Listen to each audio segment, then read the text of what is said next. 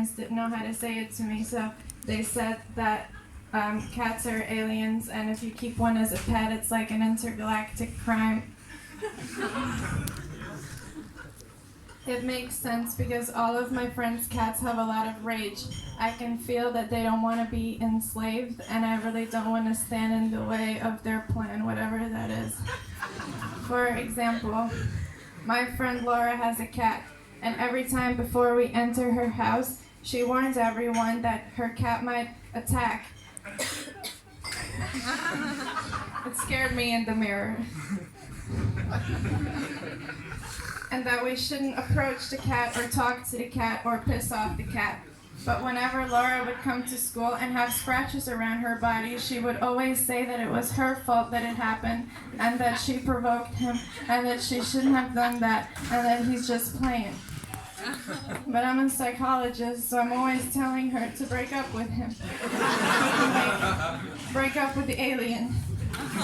And she doesn't like it when I say that, and she doesn't like it when I address her cat as the alien, so we are no longer friends.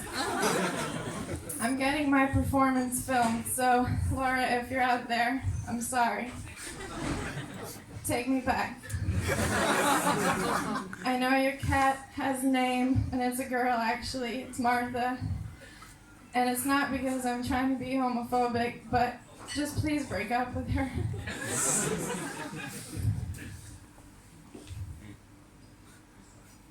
It's for your own safety.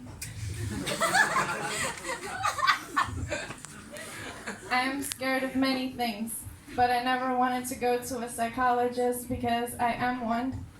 And also, I grew up in Eastern Europe, so if I want to cure any mental illness, I just have to man up. So that's what I've been doing. But it's been a bit difficult because I like being a girl. Now I have a life coach. It makes me sound more progressive and rich. And we are trying to work on my fears. She says that we are working on my fears, but it's very frustrating because I'm the one doing all the work. That's why I'm wearing this costume on a stage. She's probably at home, probably not wearing this costume. I originally wanted to wear a full cat costume to not be slutty because I wanted to try out like girl power and like you don't have to dress slutty for Halloween just because you're a girl. Because before that, whenever people would ask me what are you gonna wear for Halloween, said I'm gonna dress up as a cat, and they're like, oh, like a sexy kitten, and I'm like, no, like a cat suit, and they're like, oh, like a latex, like Catwoman, and I'm like, no, like a big furry cat costume, it's gonna be therapeutic, and they're like, furry. I guess. Yeah, people say expressing that stuff was therapeutic, and I didn't know what it meant, plus the more I thought about not dressing up slutty to prove a point, the more I realized I keep thinking, like, I want to dress up slutty. Why do I want to dress up slutty? What's wrong with me? Why can't I be, like, cool and feministy like my friends? And they're now going to judge me, and they're going to hate me. And how do I get out of this? So how about I'll just write a set about wearing a slutty costume and then perform it on a stage and hope that covers my tracks. I hope it's working. Anyways, I decided to look up what furries were. I thought it was about hairy people, and I was like, how's that therapeutic? But it wasn't. I looked it up, and after some research, I can now announce I have a new fear. It's like very big cats or other animals too, but what scared me more were the cats, so if they were to eat me, there would need to be way less of them. I just realized I skipped over to a part which this is a callback to.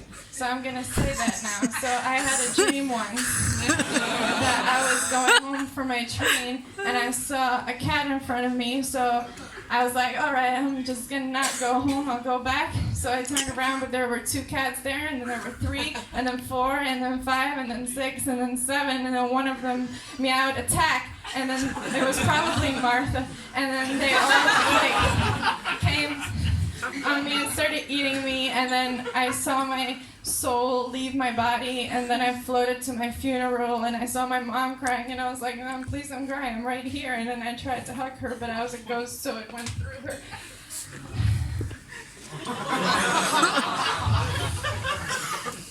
Back to furries.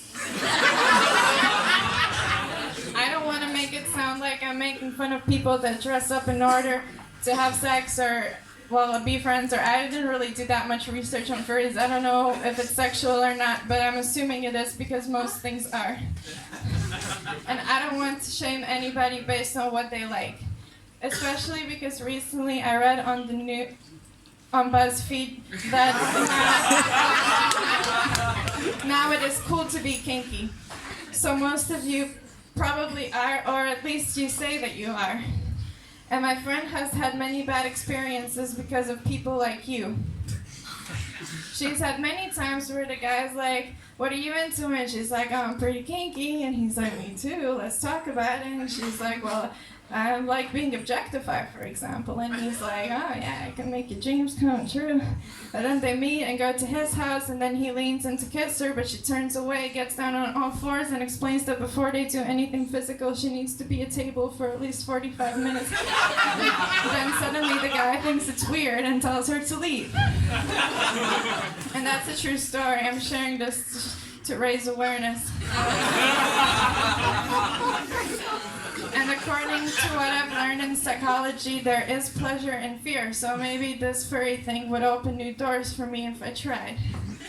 Speaking of furries, I visited America this summer.